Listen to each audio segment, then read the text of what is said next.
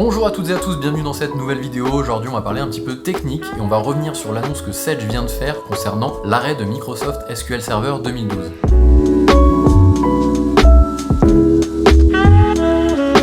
Avant d'attaquer, n'hésitez pas à vous abonner si ces vidéos vous plaisent. Sur cette chaîne, on parle de logiciels de gestion. Voilà, comme je le disais en intro, Sedge a fait une petite piqûre de rappel. Si vous regardez cette vidéo, vous êtes peut-être tombé sur le mail que Sedge vient de faire concernant l'arrêt, en tout cas le rappel de l'arrêt de la maintenance sur SQL Server 2012. Et Microsoft nous annonçait en juillet, je crois de mémoire, qu'ils arrêtaient la maintenance d'SQL Server 2012. Ce qui veut dire que si vous rencontrez un souci sur Sedge, parce qu'on parle de Sedge ici, mais pas que SQL Server 2012, ça sert aussi pour d'autres logiciels, c'est un serveur de base de données. Nous, en l'occurrence, ce qui nous intéresse ici, c'est Sedge. Ce qui veut dire que si vous rencontrez un souci sur Sedge, et bien théoriquement, si vous tournez sur Microsoft SQL Server 2012, ça ne sera plus maintenu. Donc Sedge peut vous refuser l'assistance si vous avez un pépin et que vous êtes dans cette version-là. Donc c'est pas terrible comme situation. Alors pourquoi c'est une annonce importante? Parce qu'il y a beaucoup d'instances SQL Server 2012 qui tournent. Ça a été une version majeure de SQL Server. Donc il y a beaucoup de logiciels qui tournent encore dans cette version-là. Et en général, les partenaires ou même Sedge, quand une version tourne et qu'elle fonctionne, on évite de la mettre à jour. Donc il se peut que vous soyez concerné par cette annonce. Si c'est le cas, rassurez-vous, rien de grave, il suffit de mettre à jour le moteur de base de données. Toutes les dernières versions de Sedge sont bien compatibles avec les nouveaux SQL Server 2017, voire même au-dessus. Donc il est peut-être temps pour vous d'envisager une mise à jour d'SQL Server. Alors concrètement, comment ça marche? Vous n'avez pas besoin de tout réinstaller, il suffit de faire une mise à jour du moteur de base de données. Quand je dis il suffit, il faut prendre avec des pincettes parce qu'il faut quand même respecter une certaine procédure. Je vous invite pas forcément à vous lancer là-dedans si vous n'êtes pas spécialiste. Mieux vaut vous tourner vers votre intégrateur ou vers Sedge si vous êtes en contrat de maintenance chez Sedge, et sinon nous laisser un petit commentaire, c'est ce qu'on fait chez BLC, c'est notre travail, on est intégrateur Sedge, donc on peut vous épauler aussi là-dessus. Bon, après qu'on soit clair, ça va continuer de fonctionner, si vous n'avez pas de soucis, il n'y a rien qu'empêche de tourner encore sur SQL Server 2012, le logiciel continue de fonctionner, même s'il est théoriquement plus maintenu, tant que vous n'avez pas de problème là-dessus, ça va. Bon d'ailleurs je dis ça, mais plus on va avancer de version sur les OS Windows Server, plus on va avancer de version sur Sedge, et moins la compatibilité sera valable, donc à un moment il faudra de gré ou de force passer sur un nouveau moteur de base de données. C'est toujours mieux de prendre le temps de le faire que d'être contraint en arrivant un matin de faire la mise à jour parce qu'on n'a plus le choix. Donc je le répète, si vous savez pas vers qui vous tournez, n'hésitez pas à nous mettre un commentaire dans cette vidéo, on vous contactera avec plaisir. Si cette vidéo vous a plu, n'hésitez pas à vous abonner, sur cette chaîne on parle de logiciels de gestion. Et sinon, moi je vous dis à très vite pour de nouvelles vidéos.